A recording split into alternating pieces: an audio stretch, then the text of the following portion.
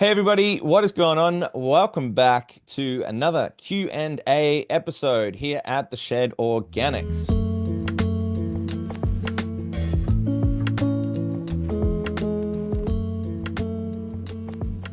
Alrighty, this week I have compiled a whole bunch of questions that are related to living soil practices. This is talking about trying to maintain really healthy soil to grow our food, to grow our herbs, our flowers, all of the above. Now, I also am live on TikTok. So, those of you on TikTok down here on the phone can jump in and add a question. So, if you are not following me over on TikTok, make sure you jump over, hit the follow button, and hopefully you'll be around when I'm jumping on live to do these live Q&As. And you'll be able to be having first dibs like these wonderful people who can ask a question live during the episode. Now, as I said, today's episode is focused on living soil, but mainly we're going to be talking about no-till practices. And no-till means we are not digging up that soil. We're not diving into that first top layer with a fork or a shovel and turning it over. We're leaving it pristine, and we're keeping our soil food web nice and intact underneath that soil layer. So let's dive into the questions. Okay, first question is it really possible to never disturb the soil? Not even to plant seeds? And how would you pull that off? That's a really interesting question. And when I saw this question pop up, I thought, you know what? I haven't actually really thought about that too much in depth. I haven't thought about really leaving the soil completely untouched. And what it immediately made me think of was our natural forests and bushland ecosystems that are already available to us. All you have to do is look at that system and realize that, yes, seeds germinate, trees, plants, shrubs, everything still survives without any human intervention whatsoever. Nature is actually the most effective seed spreader there is. Okay. If you leave an area completely untouched, it will totally be transformed by birds and animals and the wind and trees themselves dropping seeds into this area and allowing them to germinate under survival of the fittest, might I add. So the best seeds are always going to germinate. And then the ones that aren't going to germinate weren't the ones that were meant to germinate at all. Okay, so this is our survival of the fittest. And our best seeds, the ones that are genetically predisposed to do well in the local environment, are going to do well. They're going to germinate. They're going to do everything they need. So that got me thinking, can that be done on a no-till gardening bed or something like this? And another thing that came straight to mind was potatoes. If you've seen, I think even Epic Gardening on YouTube, they're a wonderful YouTube channel over in the US. They did an experiment with potato growing where they did a whole bunch of different burying potato methods, and one of them included simply just resting it on top of the soil. And believe it or not, they still managed to get potatoes. So even with a potato that's not necessarily a seed, even though it's a seed potato, you can still rest it on top of the soil and get some germination. Also, when you've got seeds that are thrown straight on top of the soil, generally in a natural system, you're going to have some sort of leaf litter on the top that has fallen down from the trees. This leaf litter provides somewhat of a mulch to maintain enough moisture for that seed to germinate. So if we're talking about can we just literally not touch the soil ever? Yes, we probably could. But there are ways of still being able to plant with minimal disturbance. We can still sow seeds with a very minimal disturbance. Often in nature, we've got animals coming through that might be trampling these seeds into the ground. They might be scratching away little crevices that these seeds fall into and find them in contact with the soil and the biology in there. This then allows them to germinate. So I think we can somewhat mimic that on our own gardens and our farms and keep the soil disturbance to an absolute minimum. But I hope that answers your question. That was a really intriguing one for me. I really enjoyed answering that one.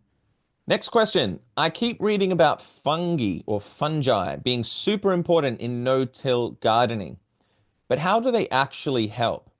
Look, we could be doing an entire few hours of a presentation on fungus in general, but the most important one that I like to talk about are the mycorrhizal fungi.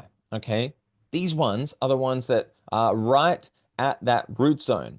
They're the ones that are sharing some of those root exudates, some of the things that are expelled out of the root, and they're making a trade for resources to that root zone. So it's allowing that plant to have some worker in the soil that's going to help with communication and transfer of nutrients and all the good things that we want it to be doing. So, yes, they are super helpful in the soil, but how do we incorporate them? How do we develop a nice fungal network underneath the soil?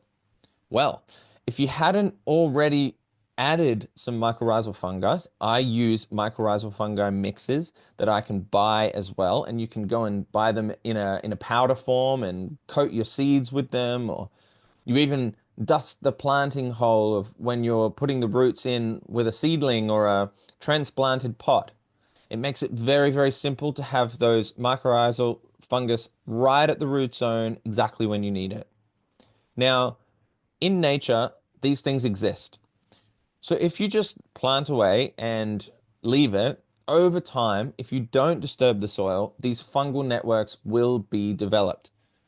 But primarily, we're talking about our own garden systems. We're talking about something where we might have a nice cultivated cottage with a nice section of raised beds.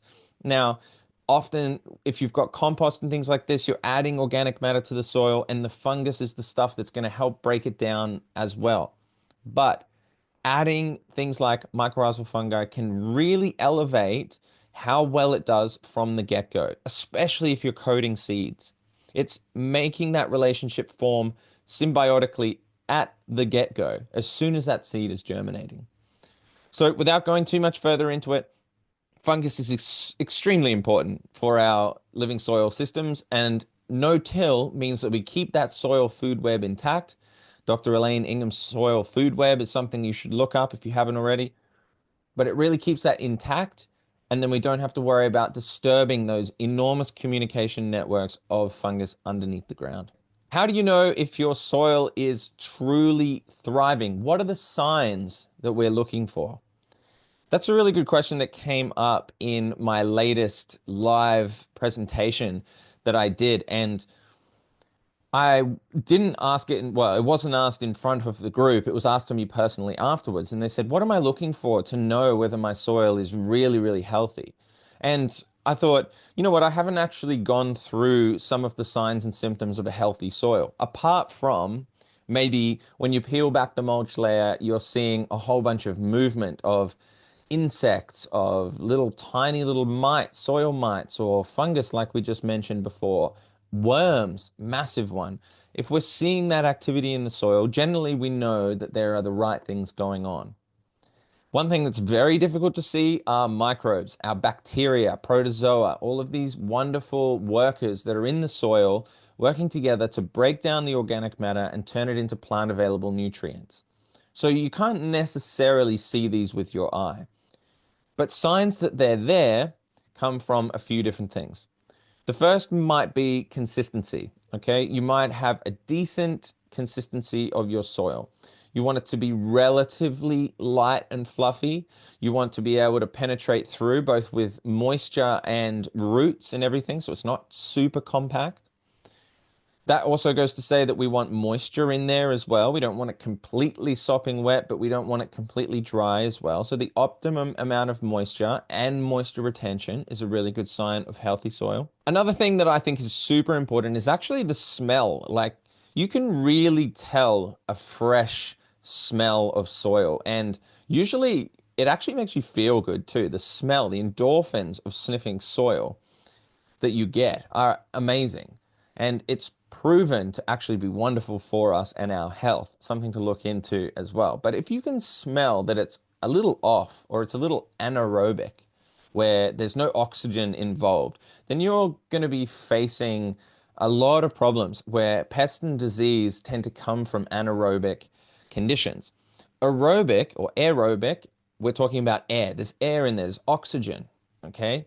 This is talking about our structure. It's an aerobic system. So that won't smell and it will smell nice and hopefully like really beautiful, rich soil. So a smell test is often a really, really good one. The other one you can do is actually test your soil. You can send it away. You can figure out, okay, is this healthy? And it'll give you a exact result from the lab. So that's a really helpful one if you want to go that far.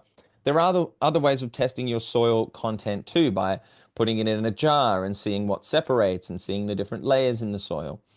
Sorry, a jar of water and separating and all of these different things. A wonderful way of just doing a DIY look at a soil test. But there's a few for you to look out for. But essentially, we're looking for life. We're looking for something that is going to be good for life. Next question. Could a no-till living soil bed eventually become so self-sufficient that it doesn't need you anymore at all? And this is a fun question because this touches also back on what we were talking about before, where our forest systems are self-perpetuating systems. They feed themselves. And I've spoken about this before too, but the tree itself, whether it's a fruit tree, whether it's just a normal evergreen, or it's a deciduous tree, or it's perennial, whatever it is, that plant itself contains all of the nutrients that it needs to reproduce itself.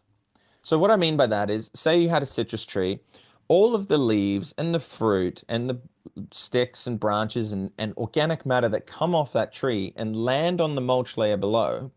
Once they are broken down in their constituent parts, they are the right ratios for that tree. Funny how it works, isn't it? Because nature is providing exactly what it needs to feed itself with the plant itself. So it becomes a self-perpetuating system. Now, if you've got an annual crop where something will completely die off, it's not going to re-sprout unless you've got something like basil or cherry tomatoes here in Queensland that just come up out of nowhere. But these things are beautifully done in nature if we just leave them alone. So yes, you can just completely have a self-sufficient no-till system, but it must be reliant on a balanced ecosystem.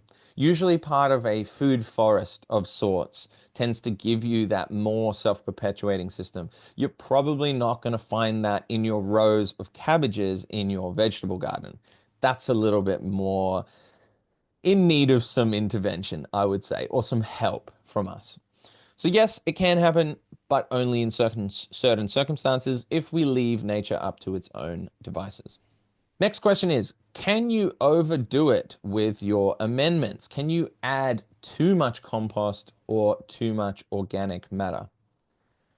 Now, this is a great question because I get asked this with the number one blend that I supply on the website. It's just simply a diverse blend of organic amendments that you can find anywhere in the world, hopefully, and hopefully local ones as well.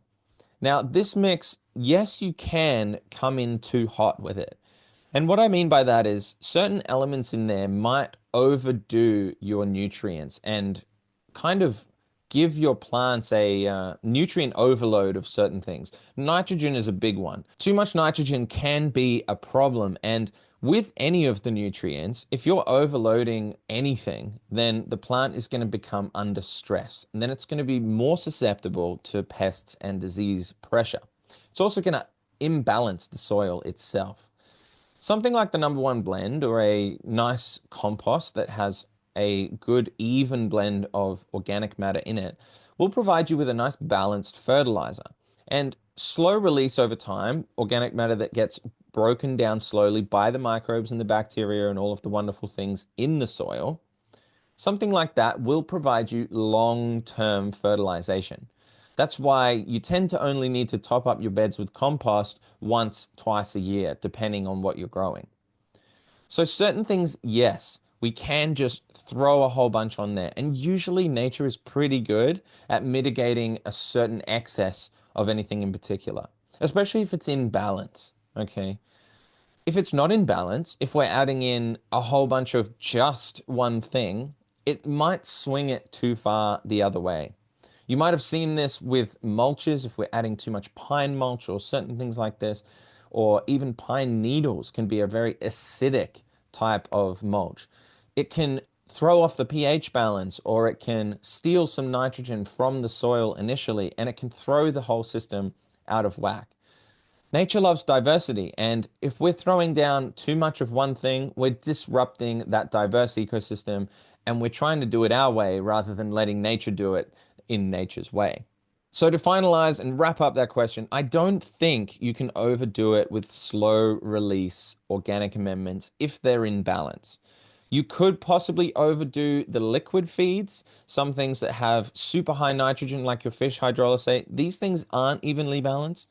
So overdoing it with those types of things, even though they're going straight into the plant in a plant available form, they can probably cook a little bit too much. I've also had the instance of when you're adding too much, say, chicken manure or something like this, or even a mix of organic amendments, they can become hot, like a hot compost, and it can throw the temperature out of your soil and actually cause problems that you weren't intending to cause in the first place. So, a few things to look out for. It's probably best to err on the side of caution, but no, you can't necessarily overdo it. Now, this leads us into our final question for today, which is, can you leave your garden alone for a whole year? What would you do to make sure your living soil stayed alive and healthy while you were gone? Now, I don't know who's going to be disappearing for a whole year from their garden. Certainly, some circumstances might bring that up, although people often go on holiday. They go away for a few weeks and they want to make sure that their garden is well looked after. A few weeks is certainly different to a whole year. So I'm going to try and address the question itself with a whole year and see exactly what we're kind of getting from that. So a whole year, if you were to be leaving your no-till garden, right? We've got all of our vegetable plots or whatever it is growing, exactly, whatever it is. You could throw down a large amount of organic matter and mulch, right? We're talking compost, maybe a nice few inches of compost, fresh compost that can go on top of your soil. Then I would be adding a really thick layer of mulch. And again, we want to try and use maybe a diverse range of mulches or something that's not going to completely dry out on top and be a little bit hydrophobic, like our sugarcane mulch can be. We want something that's going to allow that water to penetrate, but it's going to give that nice underneath the mulch layer a chance to be broken down by all of our soil warriors in there that can do our job for us. Another way of doing it is to cover up with a tarp or something similar. You can often just throw a whole thing over the top and just allow whatever it is broken down underneath there as well. I'm not a huge fan of plastics in the garden, but there are times and places where these can be useful, especially on larger scales, and you can reuse that plastic, but I'm not a huge fan. So that's something else. You could also throw in a cover crop blend, all right? A cover crop seed mix that over time will grow up itself. It will flower, it will self-seed, and it will also die off. Depending on where you are, if it's cold frost, it might die off. If it's a, really, really hot summer, it's going to die off. And then you're going to get that organic matter falling back into the soil and regrowing itself. Hopefully it's gone to seed a bit as well, so you're going to get some more germination of more cover crop, and therefore you've got a somewhat self-perpetuating system for a year. The worst thing you can do is do nothing and leave it completely bare and just have all the weeds come in, and then you're all of a sudden dealing with an enormous weed fight once you come back. So something to really think about, but I really love that question, as I loved every single question today. Remember, if you want to join us and ask a question off TikTok, okay, you can do so. I'm doing these live on TikTok so that you can jump in, see how I film behind the scenes, and you can ask your question if you want to ask it live. Hopefully, I'm going to be able to transition these live so that I can have people asking questions as we go. But obviously, as a small creator to begin with, we've got to build that audience. So I highly encourage you to come over onto TikTok for the time being and have a look out for when I might be live. Hopefully, it might be good if I posted and maybe said, okay, I'm going live on Friday for Q&A. But it is what it is right now, and I'm very, very grateful for you all turning up to be here, as well as you guys on TikTok who have shown some support, dropped a comment, and come and followed me over there. So it's wonderful to see. All right, that wraps up the episode for today. Remember, if you enjoyed the episode, please leave a like, leave a comment. And also, if you have a question, leave it for me for next episode. I'm more than happy to go through all of my social channels, some of the messages. So if you don't drop a comment, just shoot me a DM or jump over live on TikTok and you'll be able to see us when we go live for the episode. But otherwise, I really appreciate your support. That's another Q&A episode done for today. So thank you very much. Take care, enjoy your gardens, and I will see you again very soon on the next episode.